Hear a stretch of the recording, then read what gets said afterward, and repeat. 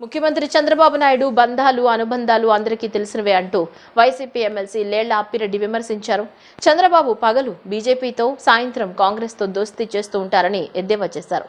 ఇలాంటి ద్వంద్వ వైఖరి వలన రాష్ట్రం తీవ్రంగా నష్టపోతుందని లేళ్ల అప్పిరెడ్డి మండిపడ్డారు. చంద్రబాబు తన రాజకీయాలతో తీవ్ర అప్రతిష్టను తెచ్చారని విమర్శించారు. టీడీపీ ఎంపీలు రేవంత్ రెడ్డిని కలవడానికి కారణం ఏంటని ఆయన ప్రశ్నించారు. మహిళా బిల్లును వ్యతిరేకించిన కాంగ్రెస్తో టీడీపీ ఎంపీలు కలవడానికి కారణం ఏంటని నిలదీశారు.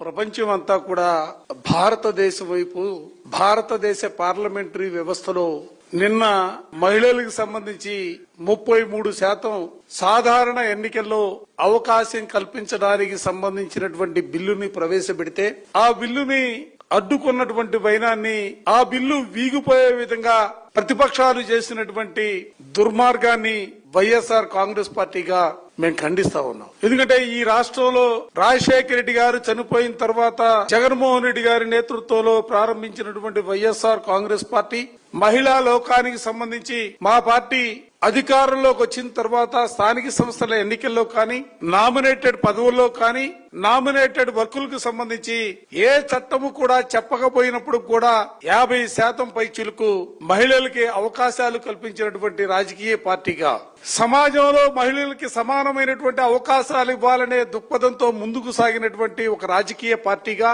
పార్లమెంట్ లో ఆ బిల్లు ఆమోదం పొందాలని మేమందరూ కూడా మనస్ఫూర్తిగా కోరుకున్నటువంటి పరిస్థితులు. కానీ దురదృష్టం ఆ బిల్లుని అడ్డుకున్నటువంటి వైనం ఇవాళ మహిళా లోకం యావత్తు కూడా దీనికి అడ్డుపడినటువంటి ప్రతి ఒక్కరికి కూడా శిక్షలు వేయడానికి సిద్ధంగా ఉన్నారన్న అంశాన్ని కూడా ఈ సందర్భంగా చెప్పదలుచుకున్నా. ఈ సందర్భంలో కొందరు మహానుభావులు హస్తినికి చేరి హస్తినిలో మాట్లాడుతున్నటువంటి మాటలు వింటా ఉంటే నిజంగా చాలా ఆశ్చర్యం కలుగుతూ ఉండింది. తెలంగాణకి ముఖ్యమంత్రిగా ఉన్నటువంటి రేవంత్ రెడ్డి గారు ఆఫ్ ది రికార్డుగా ఆయన మాట్లాడినట్టుగా టీవీల్లో స్క్రోలింగ్ అయినటువంటి వార్తలు, దేశాన్ని పాలించేవారు అన్ని వర్గాలకు అన్ని అంశాలను దృష్టిలో పెట్టుకోవాలట. జగన్ పాలనలో ఏపీ ఏ విధంగా నష్టపోయిందో ఆ రాష్ట్ర ప్రజలే కాకుండా దేశమంతా కూడా చూశారట. సరైన పాలకులు సక్రమ మార్గంలో పాలన సాగించకపోతే తెలంగాణలో కేసీఆర్, ఏపీలో జగన్ పాలనలా ఉంటుందట. ఏంటి దౌర్భాగ్యం అని అడుగుతా ఉన్నా. విజయవాడలోని Siddhartha academy of higher education industry relations placement cell 2025-26 విద్యా సంవత్సరానికి సంబంధించిన క్యాంపస్ ప్లేస్మెంట్స్ లో విశిష్ట విజయాన్ని సాధించినట్లు గర్వంగా ప్రకటించింది. ఈ విజయాలు విద్యార్థుల కెరీర్ అభివృద్ధి మరియు పరిశ్రమల సహకారంలో ఒక ముఖ్యమైన మైలురాయిగా నిలిచాయి. ఈ సందర్భంగా మాట్లాడిన Siddhartha academy of general and technical education అధ్యక్షులు ఎం రాజయ్య విద్యార్థులను అభినందిస్తూ సంస్థ ఎల్లప్పుడూ విద్యార్థుల సామర్థ్యాలను పెంపొందిస్తూ ఉత్తమ క్యాంపస్ ప్లేస్మెంట్ సాధించేలా మార్గనిర్దేశం చేస్తుందని తెలిపారు. ప్రొఫెసర్ పి వెంకటేశ్వరరావు మాట్లాడుతూ ఉపకులపతి విద్యార్థులు పరిశ్రమల అవసరాలకు అనుగుణంగా తమ సాంకేతిక నైపుణ్యాలను నిరంతరం అభివృద్ధి చేసుకోవాలని సూచించారు. ఆయన తెలిపిన ప్రకారం ఇప్పటి వరకు మొత్తం 1936 ప్లేస్మెంట్ ఆఫర్లు లభించగా 1000 కంటే ఎక్కువ మంది విద్యార్థులు ప్రముఖ అంతర్జాతీయ సంస్థల్లో నియమితులయ్యారన్నారు. CSE, AI and DS, AI and ML, IT, ECE, triple EIE, mechanical, civil, MBA, MCA మరియు ఎంటెక్ వంటి విభిన్న విభాగాలకు చెందిన విద్యార్థులు విజయవంతంగా ప్లేస్మెంట్ సాధించడం ద్వారా సంస్థ యొక్క విద్యా ప్రమాణాలు మరియు పరిశ్రమ సంసిద్ధత వ్యక్తమవుతుందన్నారు. వైస్ ఛాన్సలర్ ప్రొఫెసర్ ఏవి రత్నప్రసాద్ మాట్లాడుతూ 2025-26 ప్లేస్మెంట్ డ్రైవ్ లో 74 ప్రముఖ కంపెనీలు పాల్గొన్నాయని తెలిపారు. ఇందులో 39 మంది విద్యార్థులు 10 లక్షలకు పైగా ప్యాకేజీలు సాధించగా 1,139 మంది విద్యార్థులు 4 లక్షలకు పైగా ప్యాకేజీలు పొందారు. ఈ సంవత్సరం అత్యధికంగా 32.75 లక్షల ప్యాకేజ్ నమోదైంది. అదనంగా 2026-27 బ్యాచ్లకు చెందిన 15 మంది విద్యార్థులు అమెజాన్ ఇంటర్న్షిప్ అవకాశాలు పొందారన్నారు. ఈ కార్యక్రమంలో dean industry relations and placements professor D Rajeshwara Rao, industry relations and placements department head K Srinivas, professor M Ravichand తదితరులు పాల్గొన్నారు.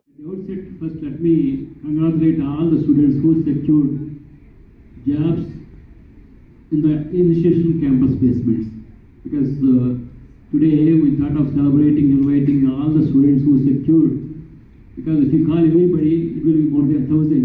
In this peak summer, it may not be possible to call everybody and celebrate. So we thought we have limited this to students who secured more than 10 lakhs, and we would like to highlight the achievements of these students to the press and media.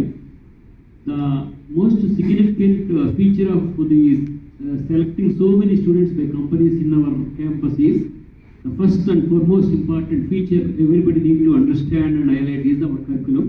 Because there are many universities and colleges in and around the district and city, but how much importance we give for design and drafting the curriculum involving the experts from industry is totally different. The kind of laboratories, the kind of experimentation, the kind of skilling, and the kind of most important is the quality of the faculty. Deans, faculty members, HODs, and dear students, అందరికీ నమస్కారం. Press వారందరూ కూడా నా హృదయపూర్వక నమస్కారం. నాకు చాలా సంతోషంగా ఉంది, ఎందుకంటే నేను ఆల్వేస్ మాట్లాడతాను వైస్ ఛాన్సలర్ గారు కానీ క్యాంపస్ ప్లేస్మెంట్స్, ఎందుకంటే ఎంత మంచి కాలేజీ అయినా ప్రజల్లో రికగ్నిషన్ రావాలంటే ఆ కాలేజీలో ఎలా ఉద్యోగాలు వచ్చి మీ పిల్లలు ఎలా సెటిల్ అయ్యారనే ఉద్దేశంతోనే తల్లిదండ్రులు ఇక్కడ పంపించాలంటే మంచి స్టూడెంట్స్ రావాలంటే ఈ కాలేజీ ప్లేస్మెంట్స్ ఎలా ఉన్నాయి దాని మీదే అడ్మిషన్స్ వస్తున్నాయి. చాలా కొన్ని సంవత్సరాలుగా చాలా మంచి ప్లేస్మెంట్స్ వస్తున్నాయి. ప్రత్యేకంగా లాస్ట్ 4 or 5 నుంచి హైయర్ ప్యాకేజెస్ కూడా మంచి వస్తున్నాయంటే అక్కడ ప్లేస్మెంట్ సెల్కి అందరూ హెచ్ఓడిస్కి వస్తున్న ఎఫర్ట్స్కి చాలా సంతోషంగా ఉంది.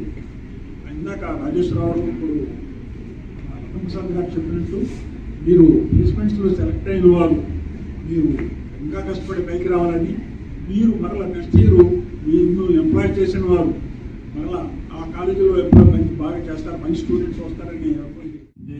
రావు గారు రాకముందు ఇది యూనివర్సిటీ కాకముందు కూడా మేము ఒకటే చెప్పేవాళ్ళం. మేము చెప్పేది ఏంటంటే ఏమైనా ముందు ప్లేస్మెంట్స్ చూడండి, ప్లేస్మెంట్లు బట్టి ఇప్పుడు పేపర్ వాళ్ళు రాసేదాన్ని బట్టి కానీ ఏదైనా కానీ ఎన్ని ప్లేస్మెంట్స్ వచ్చినాయని చూస్తున్నారు కానీ వేరే ఏం చూడరు కదా. కాబట్టి కాన్సన్ట్రేట్ ఓన్లీ ఆన్ ప్లేస్మెంట్స్ అని రిపీటెడ్గా చెప్పేవాళ్ళు. ఇప్పుడు మేము చెప్పకుండానే వాళ్ళు ప్లేస్మెంట్స్ గురించి వాళ్ళే ఏమంటే మీకు ప్లేస్మెంట్స్ ఎన్ని వచ్చినాయి మీకు సంతోషం అని అడిగే స్టేజ్కి తీసుకొచ్చారు. కాబట్టి hearty congratulations to all of you for making such a wonderful achievement. Not only to you, to all our faculty members also. I wholeheartedly congratulate you for doing this wonderful achievement. ఇదే కాకుండా Siddhartha, for the information of the press, we have 18 institutions. అవి 18 ఇన్స్టిట్యూషన్స్లో కూడా అన్నిటికీ partiality లేకుండా encourage చేస్తూనే ఉంటాం. ఎవరికి ఏది అవసరమైనా కానీ అన్ని విభాగాలలో అన్ని మరి బ్రాంచెస్లో కానివ్వండి, ఇక్కడ కానివ్వండి, పక్కన ఉన్న పిఐబి కాలేజీలో కానివ్వండి. So I got placed in JP Morgan Chase and I'm currently doing an internship there. So I sincerely want to thank my college and providing great support along my journey here in my BTech. As some of my classmates already mentioned, that we have a great placement training program which was started from our second year itself. For company Amazon internship. So I think my classmate explained everything very well, but I want to tell about one thing, that in Siddhartha, the training, placements and everything are curated according to the student's learning phase. Some student may learn very fast or some student may learn mid or low. According to that, they were designed from starting from second year. They conducted so many training sessions and they encouraged us to participate in several contests, eco contests, and they actually from first year itself they were telling about the coding and the importance of coding and all. So because of that we started coding in the second year itself, and so that helped us a lot, and our college provided a positive environment and they supported us very well and trusted us with everything.